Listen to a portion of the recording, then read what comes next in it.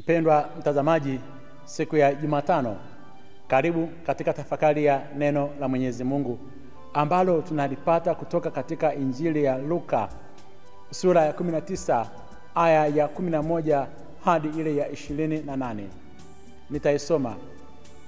Makutano waliposikia, Yesu aliongeza kusema mfano, kwa sababu alikuwa karibu na Yerusalemu, na wao walidhani ya kuwa ufalme wa Mungu utaonekana mara. Basi akasema, mtu mmoja kabaila alisafiri kwenda nchi ya mbali ili ajipatie ufalme na kurudi. Akaita watu 10 katika watumwa wake, akawapa mafungu 10 ya fedha. Akawaambia, fanyeni biashara hata nitakapokuja. Lakini watu wa mji wake walimchukia, wakatuma wajumbe kumfuata na kusema, hatutaki huyu atutawale. Ikawa aliporudi ameupata ufalme wake, aliamuru waitwe wale watumwa waliowapa fedha, ili ajue faida aliyopata kila mtu kwa biashara yake. Akaja wa kwanza akasema, Bwana, fungu lako limeleta faida ya mafungu 10 zaidi. Akamwambia, vema mtumwa mema, kwa vile ulivyokuwa mwaminifu katika neno lililo dogo, uwe na mamlaka juu ya miji 10. Akaja wa pili akasema, Bwana, fungu lako limeleta mafungu 5 faida. Akamwambia huyu naye, wewe uwe juu ya miji 5. Akaja mwingine akasema, Bwana, hili ndilo fungu lako ambalo nililoweka akiba katika leso, kwa maana nilikuogopa, kwa kuwa mtu mgumu, waondoa usichoweka, wavuna usichopanda.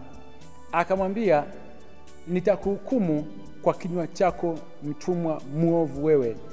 Ulinijua kuwa ni mtu mgumu, niondoaye nisichoweka na kuvuna nisichopanda.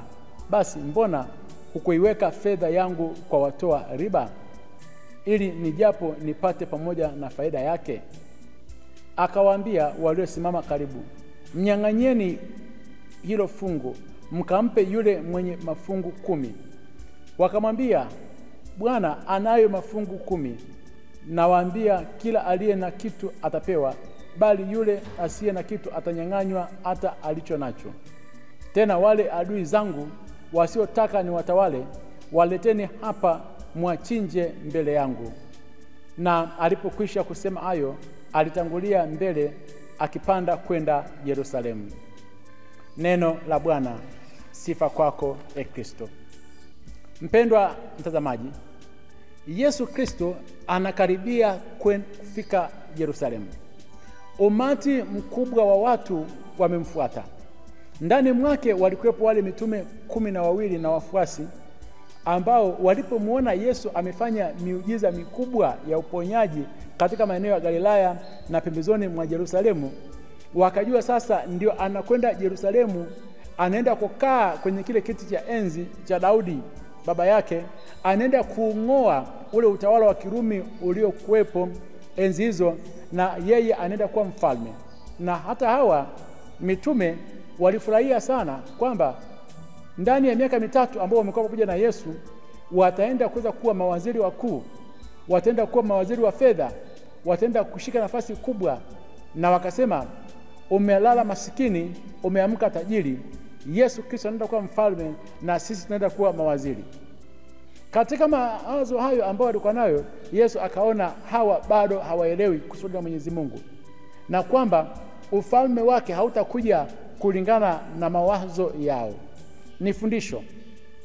Mara nyingi tunamfuata Yesu katika tamaa za kimwili na mahitaji yetu ya kimwili, ambapo tunataka Yesu Kristo, ambapo yeye ni mtawala, afanye jambo na mimi katika jamii niweze kuonekana kwamba ni mtu fulani.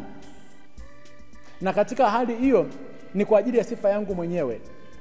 Ndio maana maombi mengi tunamwambia Yesu, njoo karibu uweze kuwa pamoja na sisi, uweze kuwa pamoja na mimi. Lakini mpango wa Yesu wa ukombozi na utawala hauendani na mawazo yetu. Yeye anafanya vitu vyake kwa wakati wake. Haukuwa wakati wa Yesu katika kile ambacho walikuwa wanakusudia. Anatoa mfano, anasema alikuwepo kabaila ambaye yeye alitoa fedha zake akawapatia watu watatu.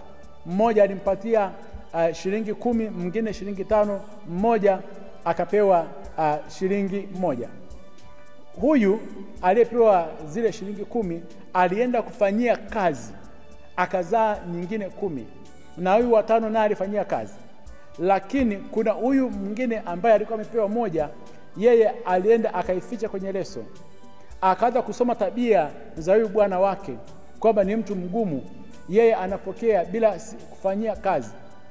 Na huyu sasa ambaye alikuwa ni kabaila, ambaye anajiweka jina kama ni Yesu mwenyewe, alipoutoa ufalme akarudi, alikuja kuchukua hesabu kwa kila mmoja kulingana na vile ambavyo alikuwa amepewa.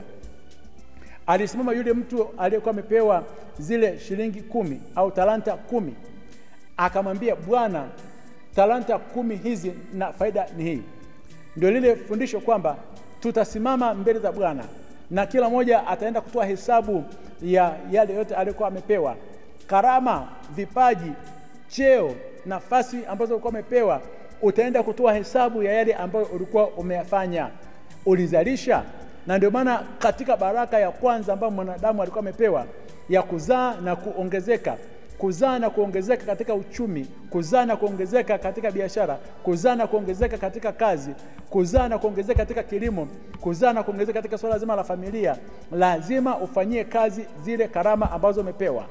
Huyu alikuwa mwaminifu katika miji 10, na huyu wa 5 akatoa faida ile 5, akawa mwaminifu pia katika miji 5. Akaja bwana mmoja ambaye yeye huyu alikuwa ni mvivu. Wakati wenzake wanafanya kazi, yeye alikuwa muda wote kusoma huyu bwana ambaye amempatia hizo karama ana sifa za namna gani.